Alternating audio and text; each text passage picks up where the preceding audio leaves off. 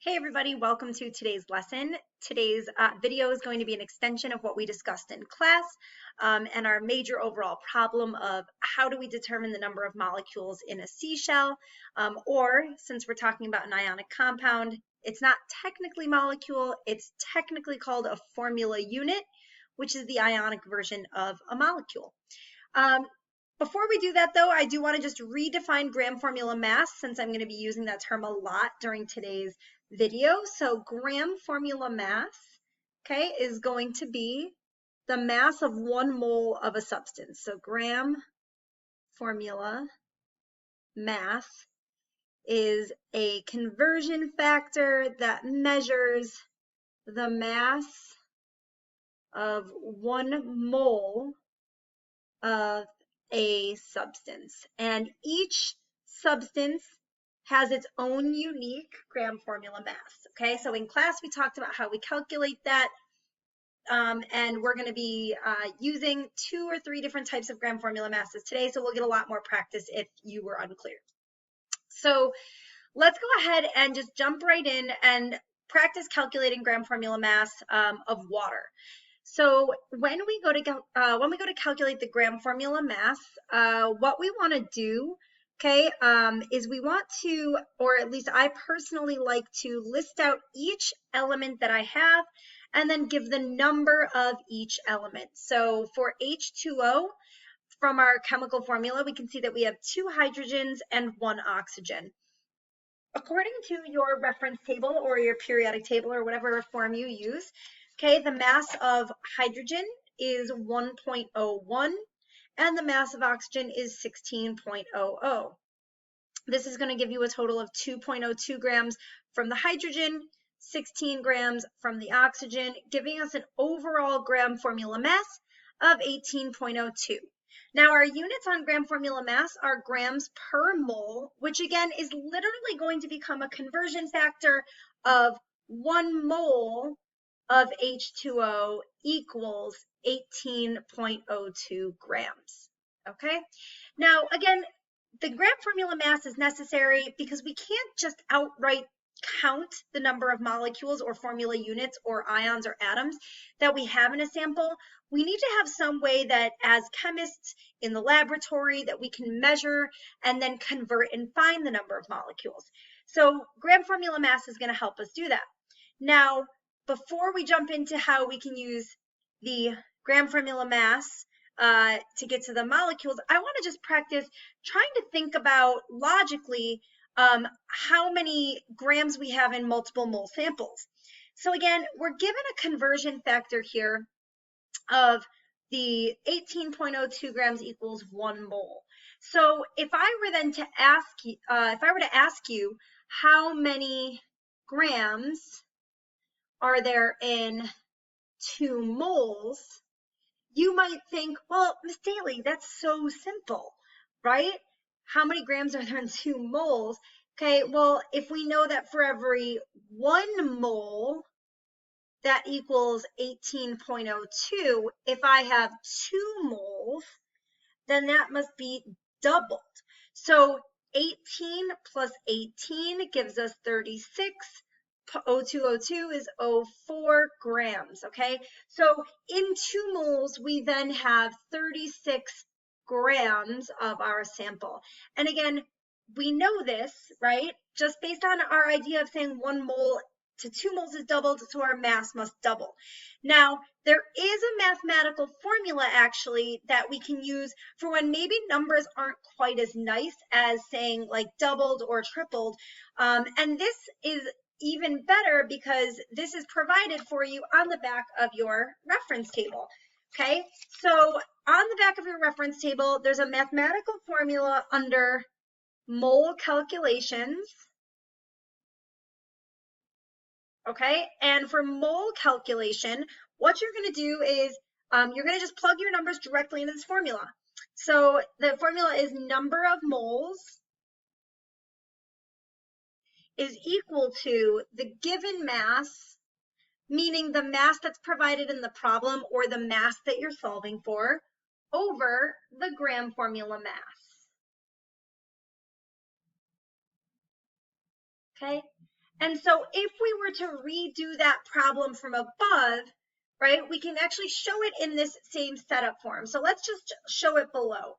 So in the problem, I was given the idea of 2 moles. So that's a piece of information that we have.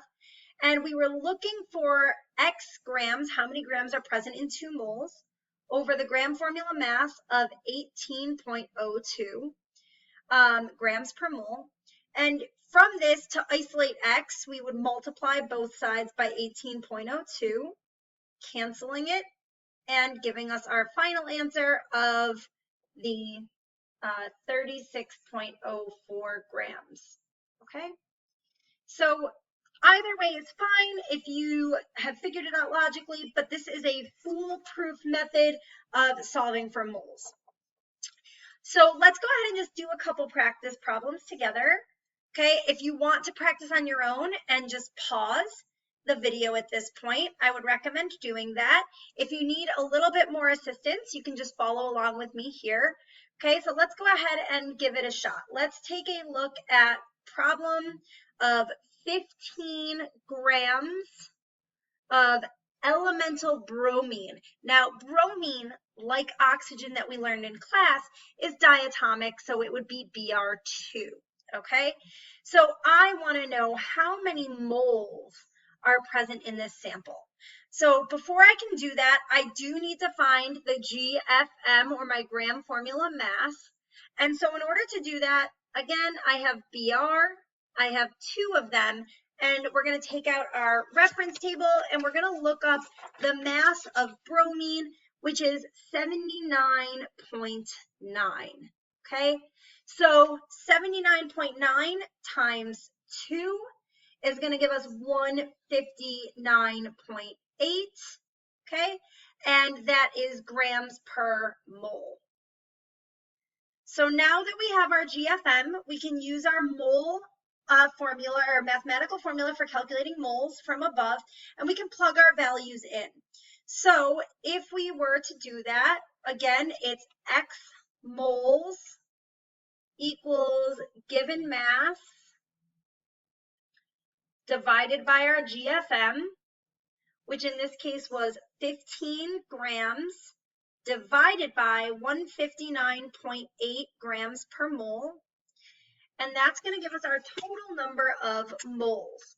So I did not have my calculator handy, but now that I do, 15 divided by 159.8 is going to give us a very tiny number, but it's going to give us 0.094 moles of bromine. Okay. Now let's practice going from moles to grams using the formula. So let's say I had 1.5 moles of silver, and I want to know how many grams of silver that would convert to. So again, we need information. Before we can complete this, we need to know our gram formula mass. Now, since this is just pure silver, we can use the mass that's directly on the periodic table. So 1 mole, or my GFM of silver, is Ag, okay, is equal to 107.87 grams per mole. And now we can go ahead and just plug all of our values in. So again, we have moles in this case, so 1.5 moles is equal to our given mass, or the mass that we solved for, so that's our unknown, over our gram formula mass, 107.87 grams per mole. And again, in order to isolate, we're going to multiply. So we're going to multiply the 1.5 times 107.87, giving us a total mass of 161.81 grams of silver. Okay. There are 2 additional practice problems on your sheet. I urge you to, if you would like the additional practice, to go through those practice problems, and I will be more than happy to provide the answers for you if you choose to do those. So if you are following along on the notes sheet, you have those. If you are not, The additional practice problems I'm referring to are 61.2 grams of iron 2 oxide. So that's going to give us a chemical formula of FeO. Okay, and I want to know how many moles are in that sample. Okay, and then for the additional other problem, we are looking at 0.75 moles of ammonium hydroxide, which is going to be NH4OH. And again, I want to know how many grams are present in that sample. But I do want to get to the point of the video quickly. So if you do want to do those, great. And I will give the answers in class tomorrow. Okay. So going back to our initial problem, I can't count the number of molecules in a seashell. That's absolutely insane. There's just way too many and they're too tiny to count. So can I go, now that I know the mass, directly back to atoms? And the answer is no. Okay, so we cannot convert from mass to atoms directly because every single sample has a different gram formula mass. Okay, so all samples have different gram formula masses. Okay, and so again, I think we talked about this triangle of conversion when we were talking about moles before, but it is important, since we are going to be using the term mole, to make sure that we are clear on our conversions. And so, okay, moles is kind of like our interchangeable kind of method here, our interchangeable unit that we're going to use. And if we have grams here and we have atoms here, okay, we must always pass through moles in order to get to our final answer, okay? And so it's important to note that when going from grams to moles, we use our gram formula mass. And from moles to atoms, we're using that 1 mole equals 6.02 times 10 to the 23rd. And again, this could be atoms, it could be molecules, it could be ions, it could be formula units. So just to give you a test or a sample of this, let's suppose we have a seashell that weighs 200 grams. Okay, so we have a 200-gram seashell. And I want to know how many molecules, or as I mentioned at the beginning, formula units of calcium carbonate are present. Okay, and so in order to do this, it's going to take me 2 steps. My first step, again, I'm starting here with grams. My first step is to go from grams to moles. And then in my second step, I'm going to go from moles to atoms, or moles to, in this case, formula units. Okay, so 2 steps here. Step 1, we need our equation. X moles equals the given mass, which is 200 grams, over our gram formula mass. So we need to calculate that gram formula mass. I'm going to do it right here in the denominator. So I have 1 calcium, and calcium's mass is 40.1. Okay, I have 1 carbon, which is a mass of 12.01. And I have 3 oxygens that each weigh 16. Okay, and so I'm going to take that value, 40.1 plus 12.01 plus 48, giving me a gram formula mass of 100.11. Okay, and we're going to go ahead now and complete our calculation. So 200 divided by 100.11 gives us almost 2. And when we round it, so it's 1.997 or 1998 moles. If we were rounding to the hundredths place, which I said in class, it would go to 2 moles, okay? And now that we know moles, we can continue on our second step, which is to get to atoms or formula units.